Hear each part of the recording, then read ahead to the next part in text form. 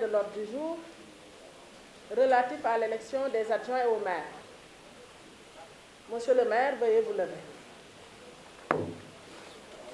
L'écharpe du maire.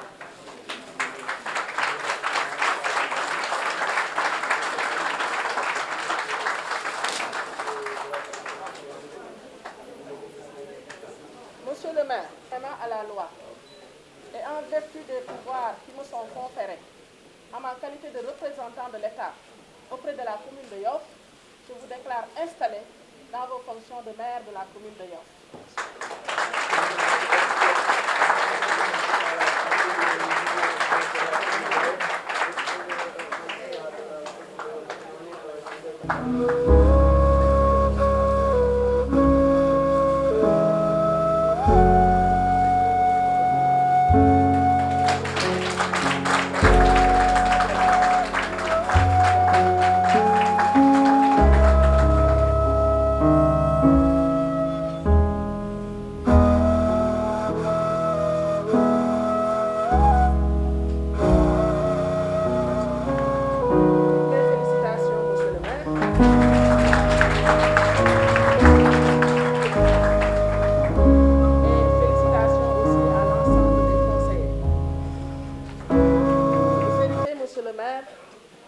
D'une commune aux potentialités immenses. Et il va falloir faire tout votre possible pour booster le développement de cette commune, qui est déjà sur une bonne voie, mais qui nécessite l'effort de tous pour que le développement tant souhaité puisse être effectif. En tout cas, nous ne ménagerons aucun effort à vos côtés pour vous accompagner pour que vos objectifs puissent être atteints. Toutes nos félicitations et bonne continuation.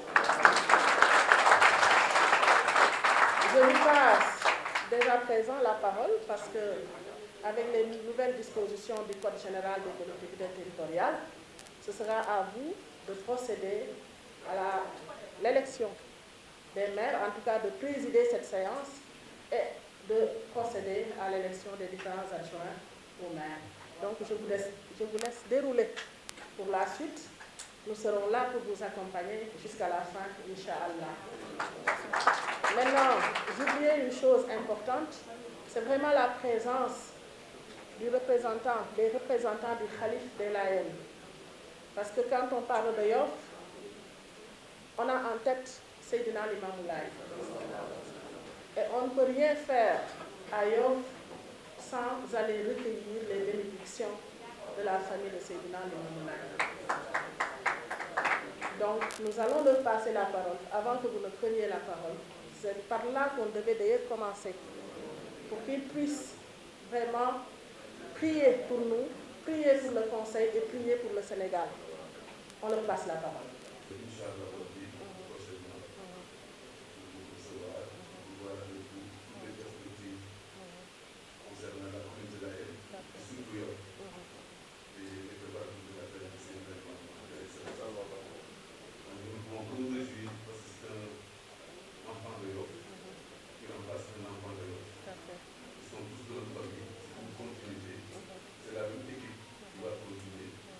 Même s'il y a des changements, c'est la même équipe, parce que c'est la même famille.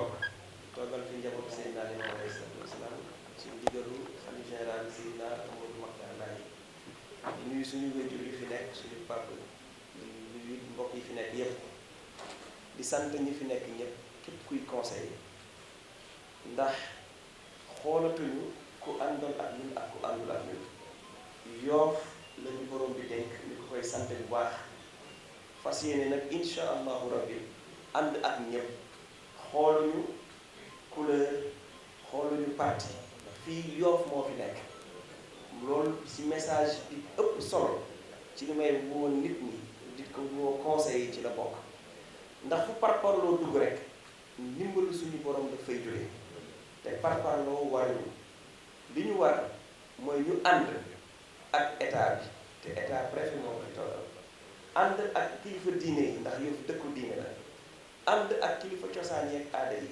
ànd ak askan bi ñuy pencoo mbiri dëkk bi di ko dox di ko wax ndax yàlla mën ñu teg ci yoonu suqaliku ndax mooy suñu bëgg ñu ñëpp préfet wax na lu am solo Yoff bu ci aw yoon yàlla moo ñu nattu ndax nguur jàppewuma ko bànneex nattu laa ko jàppe yàlla moo ma teg nattu ci biir sumay mbokk ma war a fas jom ànd ak ñu yàlla booleel muy équipe élu yi fi ne ñu war a jaamu soxla Yoff mën a may bépp doomu Yoff bu xëyee xolam féex dëkkinam neex dundinam mu ci sant suñu borom jàpp naa daal ci gàttal loolu doon kàddu yi ñuy fàttaliku rek le Seydi El Hadji Abdoulaye Thiaw Laye waxoon yàlla yàlla doon leeram wax jeex na jëfa des ñuy tàllal loxo ñépp ki fi jóge di Abdoulaye Diouf Sarr suma xarit la suma mag la suma mbokk la moo ko éli bam yépp ñu leen di tàllalaat loxo di sàkkuwaat seen taxawaay ak seen ñaan pour li ñu yàlla dénk natt bi ñu yàlla dénk ñu doxal ko ci anam yi mu gën a oyofe yi mu gën a sete yi mu gën a seet préfet loolu doon kàddu yi moo doon ubbee di ko sant suñu borom asalaamaaleykum wa rahmatulah. léegi nag dañuy jëm ci jongante bi maanaam tabb ñi nga xamante ne ñoo war a ànd pour liggéeyal dëkk bi nag dafa am lu ñuy wax parité maanaam bu góor jiitoo jigéen moo ciy topp loolu nag moo ñu tax ñu war a tànn ki nga xamante ne mooy premier adjoint au maire mu war a nekk jigéen ñuy wax it ne képp ku bëgg a nekk candidat ni ko yoon maye mu yëkkati loxoom ñu def liggéey bi ci li mu gën a rafete jërë ngeen jëf. Premier adjoint au maire madame Ben Faye. madame Ben Faye amul beneen loxo.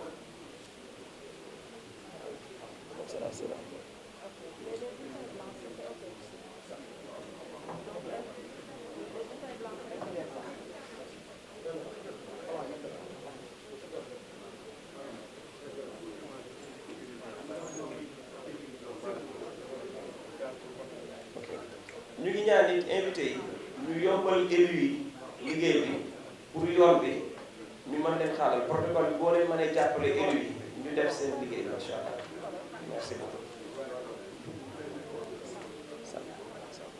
Madame Ben Faye, elle vient elle choisit une couleur. Madame Ben Faye mën nga jege si nga tànn benn couleur ñu lay tànnee.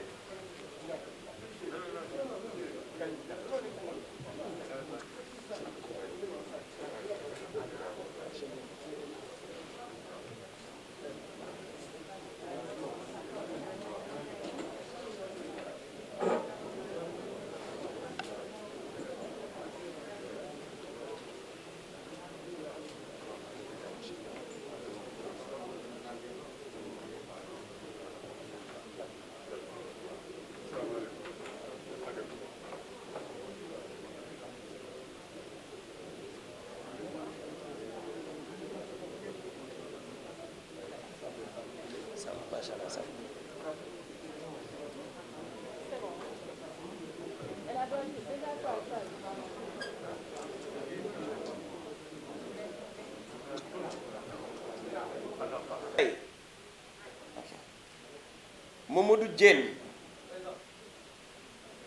Ndeye Ngom Samb, Cheikh Seck, Amsatou Ndoye, Sidi Bara Fall, Rocky Seck, Momar Thiaw,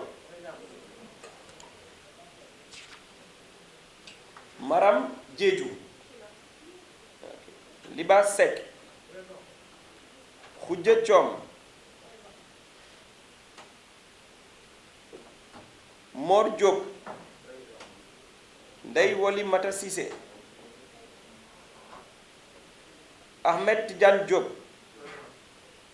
Oumilay Thiaw, okay. Yankhoba Diène, Moulay Aziz Meng, Mouhamadou Lamine Ndaw, Seydou Diallo, Ndogay Mboup. Bien noté, merci. Moustapha Ndir, Adji Aram Thiaw,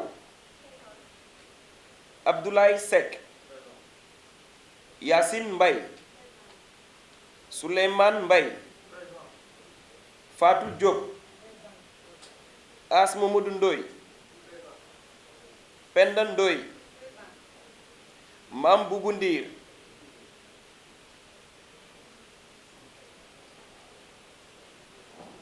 Koumba Dieng, Serigne Mbacké Diop, Ndeye Koura Niang, Awa Diouf,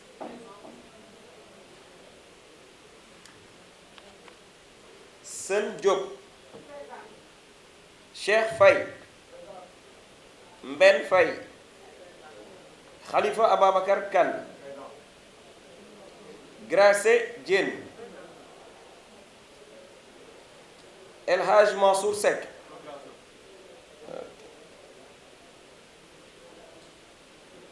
Eva Kasoka, Pape Medoune Sow, Khariwan Meng, Ousmane Fall, Adji Aminata Thiaw, Ousmane Aw, Aïssatou Boy, Malik Mbaye Diouf, Thiouna Meng, Amar Ndoye, Mam Ndeye Bakhaw Seck, Ibrahima Mbaye, Mam Binta Diop, Mamadou Ndoye, Khardiata Bey, Maguette Dieye. Voilà. Donc nous avons un seul absent. Maintenant, combien de présents? Nous avons 75. Non, parce qu'il y a les procurateurs. Vous enlevez les déclarations. Voilà. Trois, hein? Voilà. Donc nous avons 76 conseillers, un absent, 3 procurateurs. Donc nous aurons pour suffrage 76 moins 4, voilà. Donc ça fait 72. Voilà. Donc il y a 72 conseillers dans la salle. Voilà. Voilà. Donc le quorum est largement dépassé. Merci beaucoup. Donc Madame Ben Faye a choisi la couleur verte. Voilà. Donc nous pouvons, Madame le Préfet, commencer le vote. Voilà. On va appeler un à un les conseillers. Vous allez les appeler. Voilà. Ils vont venir voter. Et puis à la fin, on va procéder au dépouillement. Okay.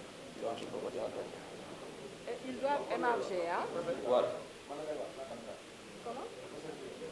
Elle peut voter. Elle peut se retirer. Okay. Donc on commence par le vote. Non. On commence par le vote.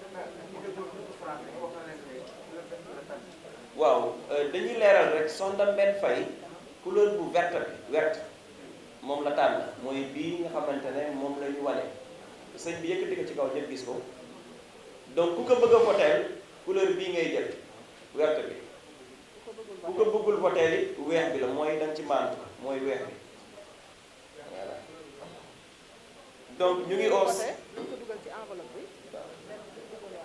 voilà ni ñu koy voté nag comme nañ defoon rek da ngay jël enveloppe dem ci isoloir bi dugal ko boo noppee ñëw dugal ko ci urne bi après nag nga ñëw émarger fii ñu xam ne. bulletin bi nga soxla wu nga bàyyi ko ci biir carton. bulletin bi nga soxla wu da nga koy bàyyi ci biir carton bi macha allah. téléphone yi bu ñu si mënee dimbali ñu def ko silence jërë ngeen jëfati. donc Seydina Issa Laye Samb moo jiitu ci liste bi ñu ngi fas yéene dem voté donc Soukey Ndir mën na waajal boppam Soukey Ndir après Ibrahima Thiaw après ki yor procuration Khalifa il y a 2 jours donc Seydina Issa Laye ak Soukey Ndir donc Ibrahima Thiaw mën na waaj ak Khalifa.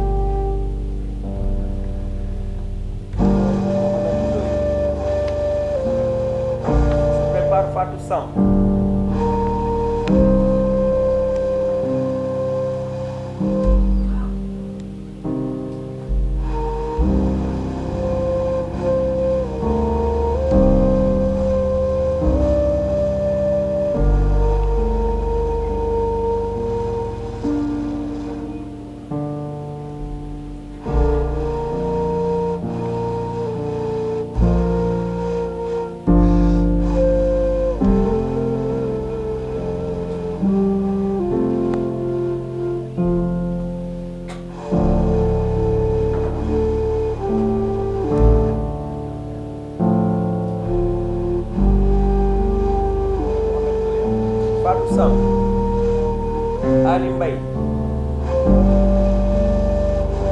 Ali Mbaye se prépare aussi Fatou Seck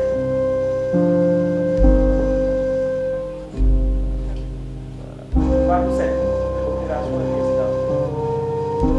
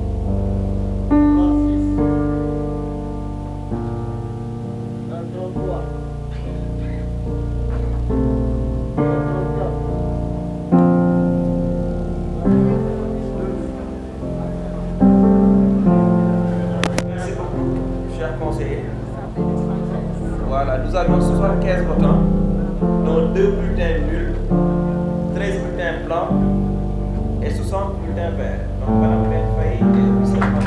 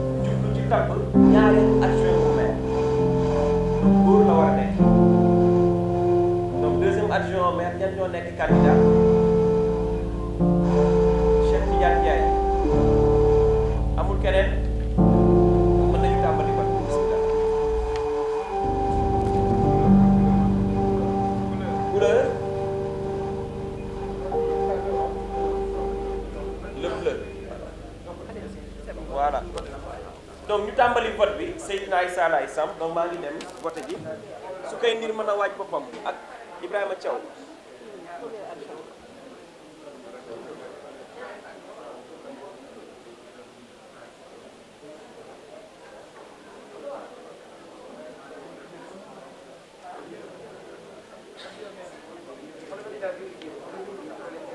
Oui, oui, les pièces doivent être sorties.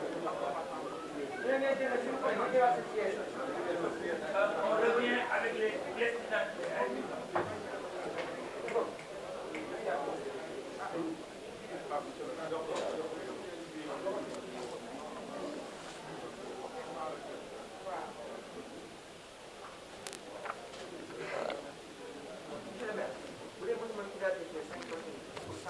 Soukey Ndir Ibrahima Thiaw Khady Fall Assane Meng Ndaj Diop Samba Ndaw Diong.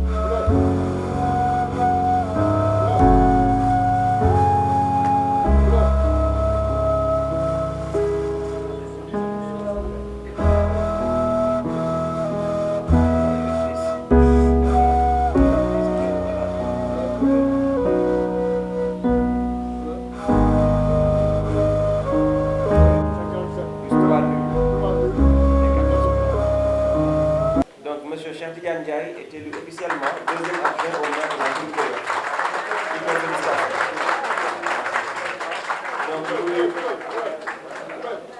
Donc nous lui porterons l'écharpe à la fin de la cérémonie. Donc nous allons procéder à l'élection du troisième adjointe au maire. Voilà, ce sera une dame. Quels sont les candidats pour le poste de troisième adjoint au maire?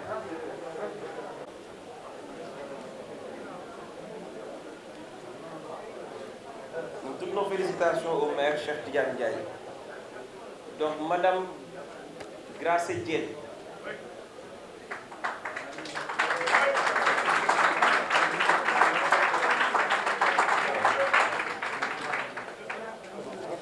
Vert.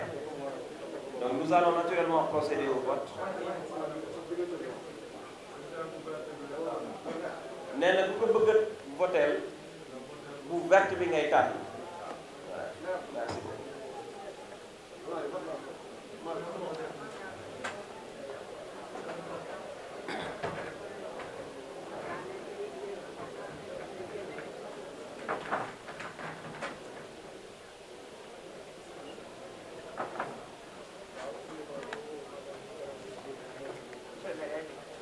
waaw donc maa ngi tàmbali donc su koy ndir mën na wàcc Ibrahima Thiaw ak ki yor procuration Khalifa ak Assane Mbengue.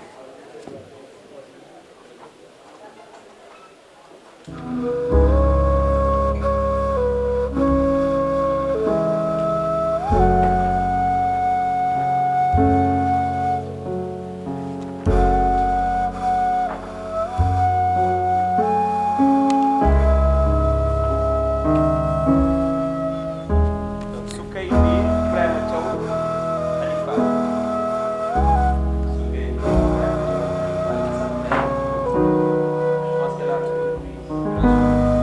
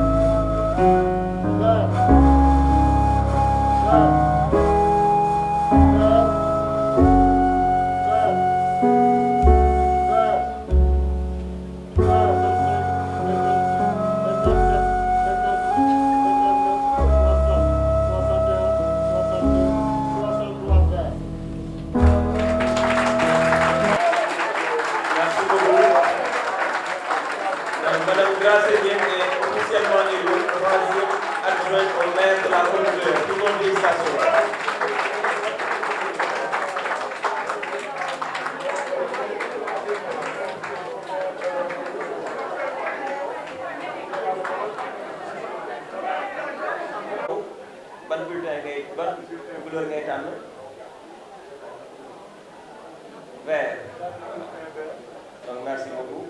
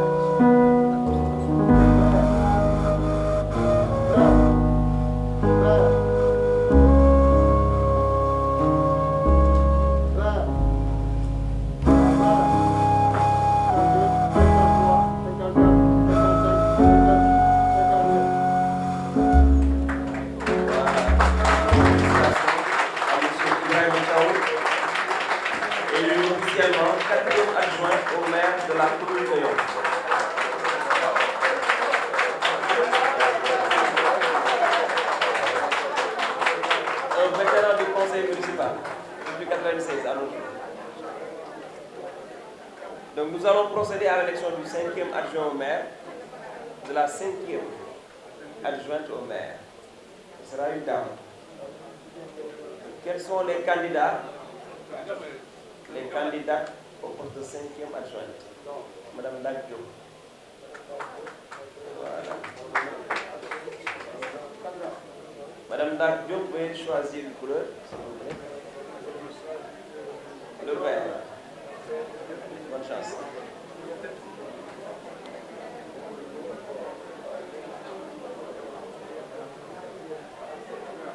Voilà, donc nous allons commencer au vote. Soukaïndir Ibrahima Thiaw Khalifa se prépare.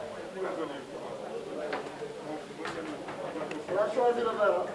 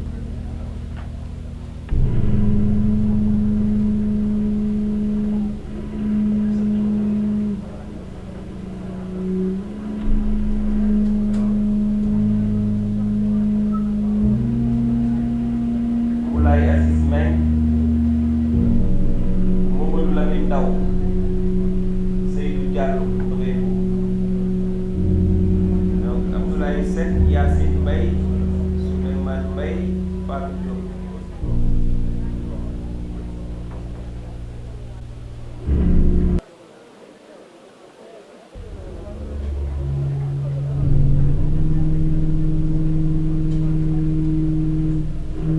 Sën Diop, Cheikh Faye, Mansour Seck.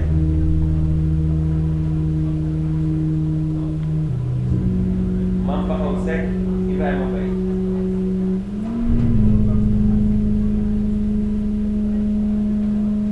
Amar Ndoye, Mame Bakhaw Seck, Ibrahima.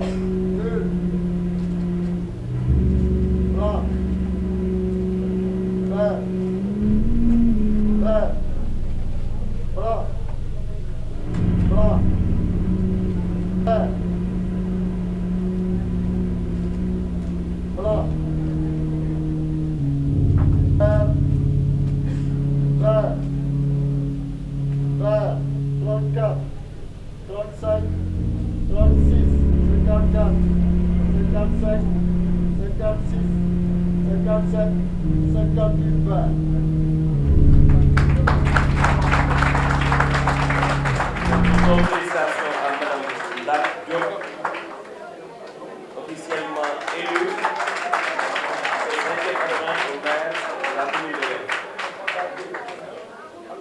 Donc nous allons automatiquement passer au sixième adjoint au maire, qui sera un homme.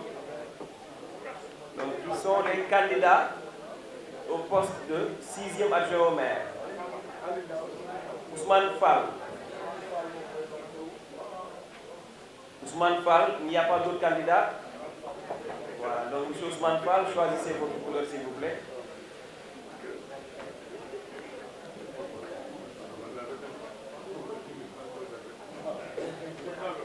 Il prend encore le vert. On a bien été.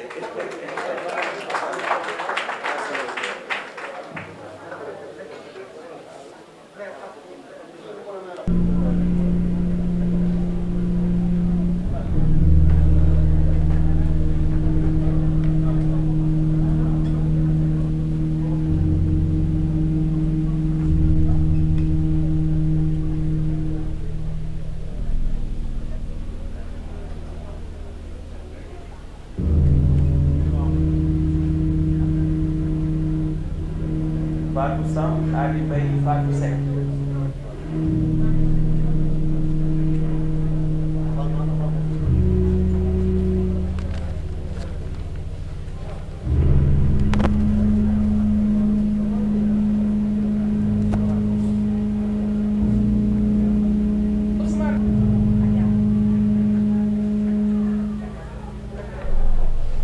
Ndeye Ngom Samb, Cheikh Seck ak Fatou Ndoye.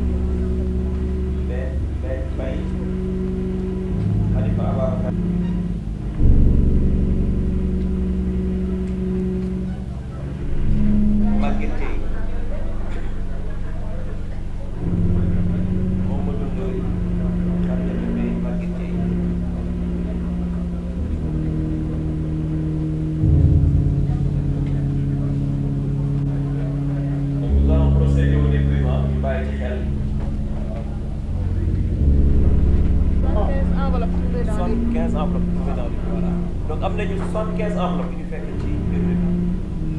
Vert. Blanc. Vert. Vert. Vert. Blanc. Blanc. Blanc. Blanc. Blanc. Nul. Vert. Blanc. Vert. Vert. Vert. Vert. 3, 4, 5, 6, 10, 11, 12, 13, 7, 8, 9, 10, 47, 48, 49, 50, 51, 52, 53, 54, 55, 56, 57, 58, 59. Donc toutes nos félicitations au doyen central et le 6e adjoint au maire de la commune de Yoff.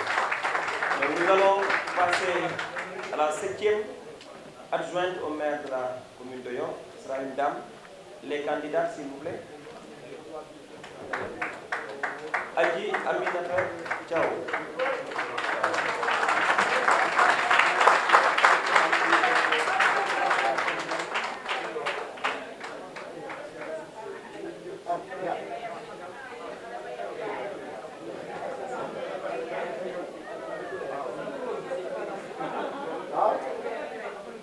Donc la couleur verte, hein? Voilà.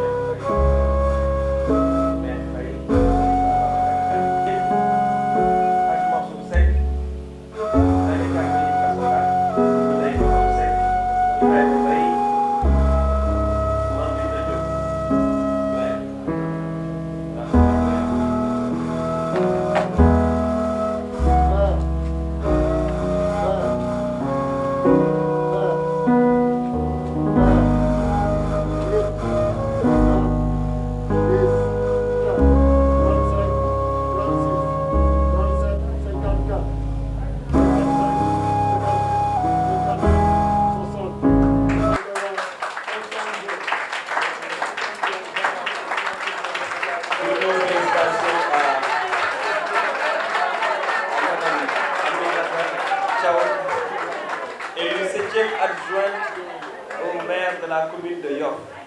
Donc nous allons terminer par le 8e adjoint. Donc les candidatures pour notre poste de 8e adjoint au maire.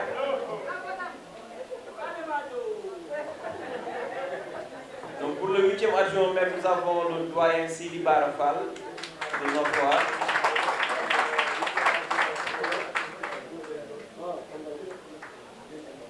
Donc la couleur, doyen, le vert.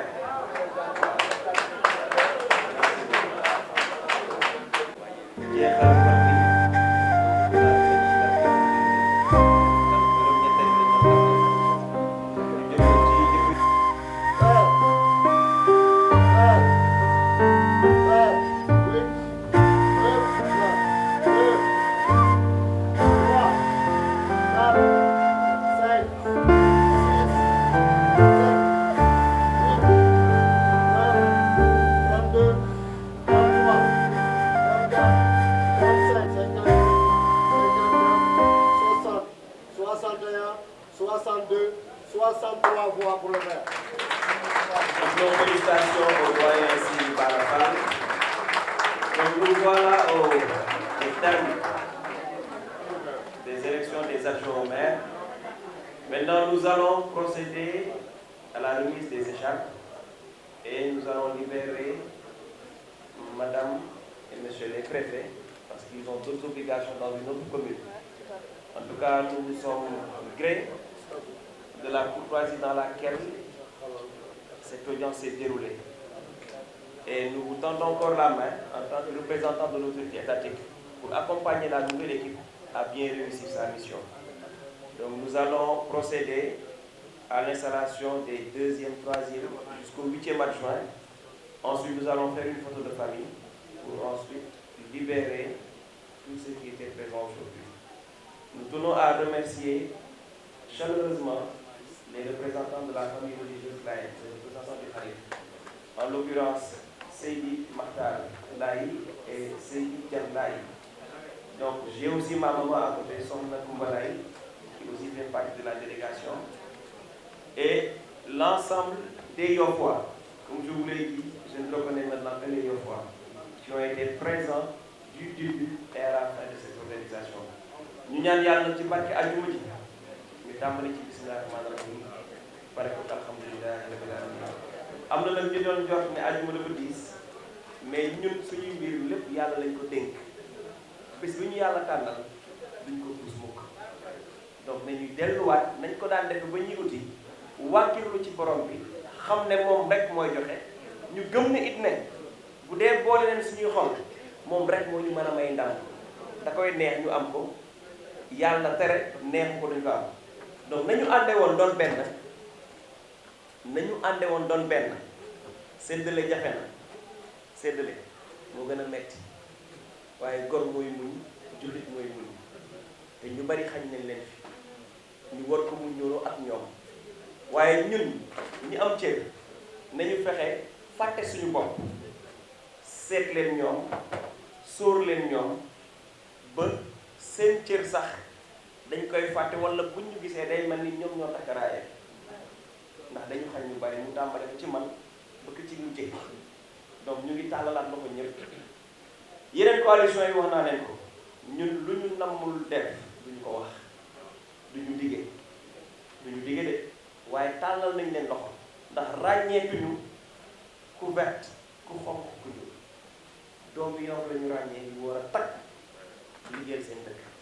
Kaddu yaa ngi bëgg bari nag te yeneen jotaay yi ñëw ndax di leen wér suñu wétu bopp Yacine toog suñu toogu bopp ànd ak suma ñoom yaay aji aram suma ñoom tonton as su may kilifa rek fi nekk namm ñu xool ne am nañ cër seen kaw cër bi ñu yàlla boole ak yéen ci kaw suuf cër boobu lañ leen xool duñu chefu kenn duñu kilifa kenn yàllaa ñu nag ñu ànd ak yéen ñu war a njaboote ñépp ñu war a doon nag seen surga war a doon seen taalibe ñu nangu ko nag bés dëgg tey ba jëlu na indi ñëw préfet yàgg sa équipe yal na leen yàlla sàmm yal na leen yàlla taxaw wax ju neex rek sarax la te wax ju neex lañ dëkk ak ñun mënoon nañ see bañ a fekk mais ñu ngi leen di sant di leen gërëm yéen ak équipe bi yépp yal na leen yàlla taxaw sàmm leen aar leen jokk seen i garab ci administration ba ngeen doon ci ñi gën a mag ci réew mi ci wàllu administration ñi ñu fi fekkee ci mairie bi dalal leen seen xel ñun xuloo ñu xeexuñu xëccoo ñu daaxewu doomu Yoff fi ne doomu Yoff la ñu xam dalal leen seen xel ku topp liggéey bi ni ko yoon bëgg ñu ànd ak yow liggéey ku ko topp ni ko yoon bëgg dinañ la fàttaliwaat la ba ba mënu tegu ci yoon nag li mu bëgg nag ñu waxtaan ak yow xool nu mu gën a rafetee ñu doxale ko ak yow loolu laa moo ci kàddu yi wax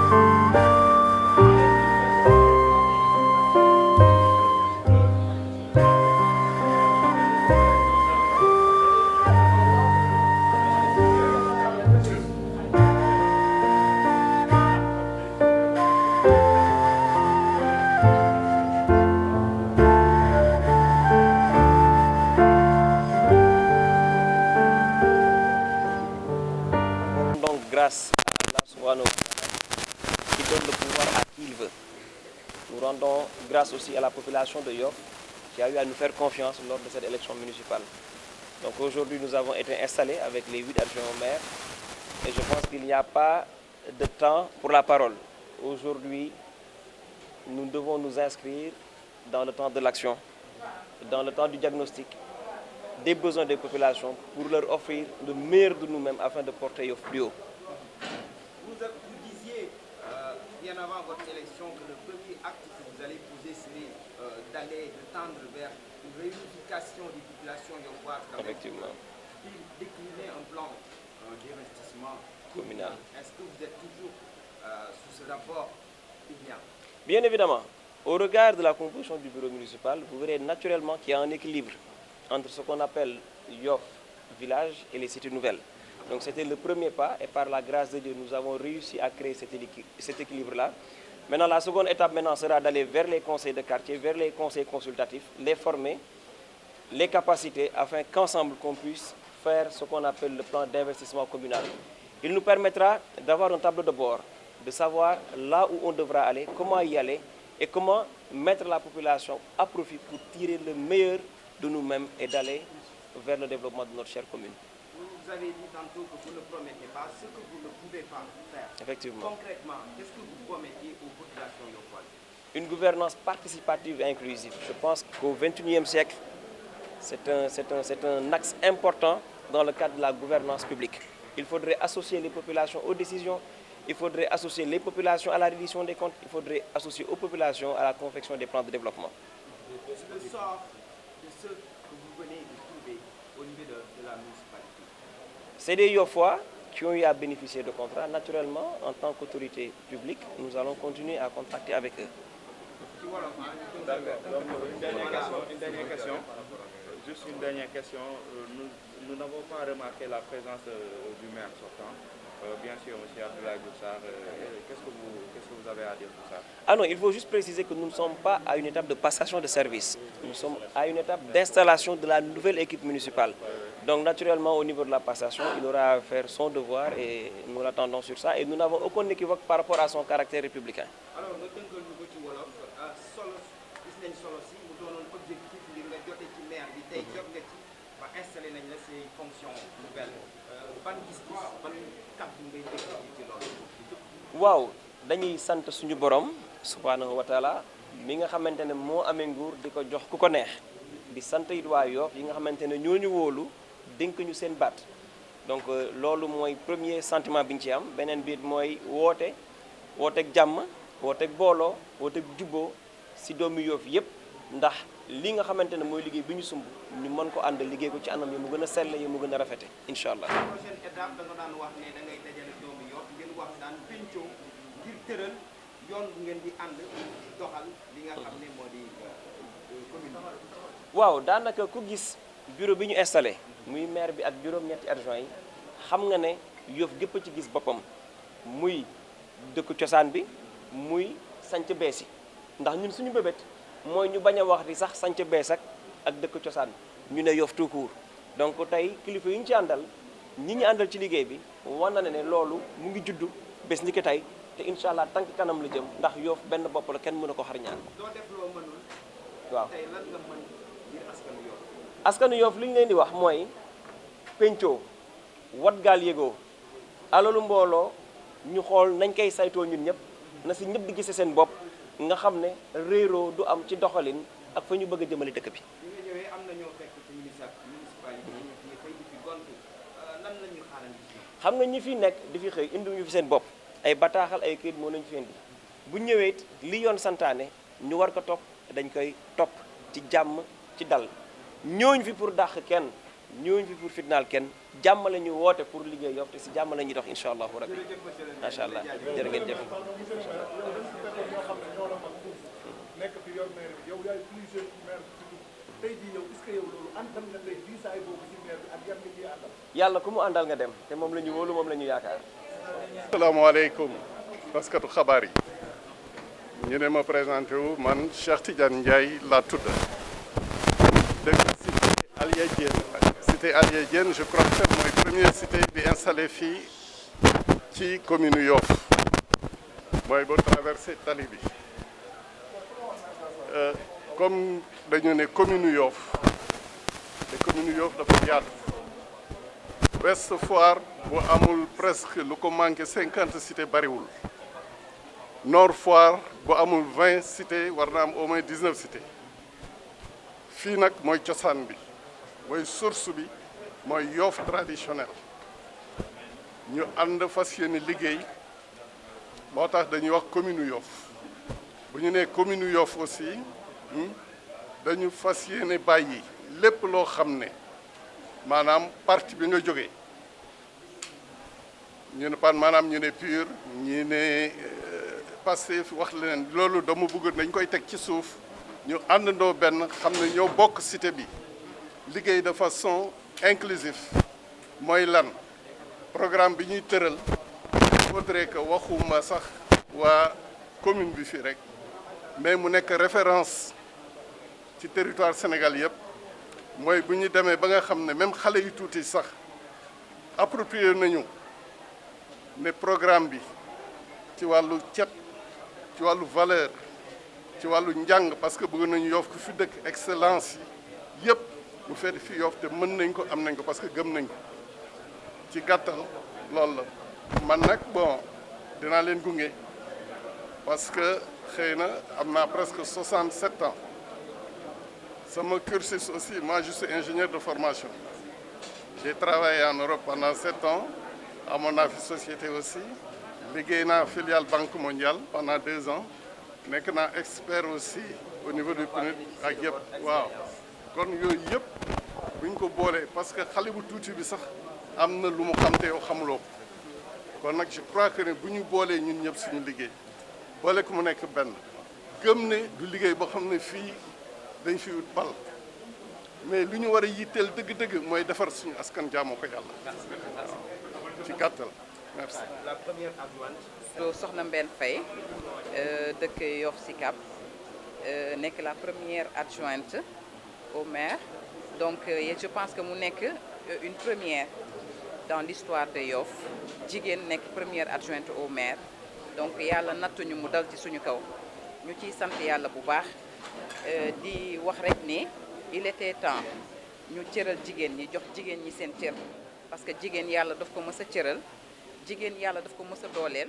te yaakaar naa ne suñu programme bi ñuy woote dañ ci amoon pàcc bu bari boo xamante ni dañ ko jox ci jeunes yi kon boog bu lii nii ñëwee tey ñu ne dañu respecter parité ba tax non seulement dinañu xool nit ki lu mu mérité ñu jox ko mais aussi dinañu sóoraale vraiment que ni parité bi ba nga xamante ni jigéen ñi dootuñu leen reléguer seulement au second plan mais dañ leen di boole ci ñi nga xamante ni ñoom ñooy participer activement ci développement communautaire parce que ni loolu dañ ci am satisfaction d'abord ngir li ñu nar a teewal suñu moroomu jigéen ñi nga xamante ne ñoo nokk ci commune bi yëpp mais aussi fas yéene leen tàllal loxo encore àndandoo ak ñoom ñëpp ñu mën a liggéey parce que kii di développement di femme kenn mënut a développer dëkk te boole woo ci femmes yi wala nga bàyyi leen ci ginnaaw parce que dañ ni jigéen moom mooy société boo ko defaree kër gi yëpp defaru na bu kër gi defaroo koñ bi yëpp defaru na bu koñ bi defaroo quartier bi defaru na te comme dañoo bëgg commune bi yëpp defaru autant ñu jël jigéen ñi jox leen taxawaay bu mat fexe aussi ba lépp loo xamante ni mooy seen wareef ci biir commune bi ñu jox leen ko ñu ànd liggéey bi nga xamante ni moom la ñuy def ngir fi ñu bëgg a yegg muy Yoff mën a émerger ñi fi dëkk mën a émerger mën a soxaliku bu baax ci wàllu xel ci wàllu xam-xam ci wàllu koom-koom yàlla defaral ñu ko incha allahu taala te am nañu yaakaar ni dina nekk parce que li ñu gisagul dal na suñu xel. Jërëjëf merci beaucoup.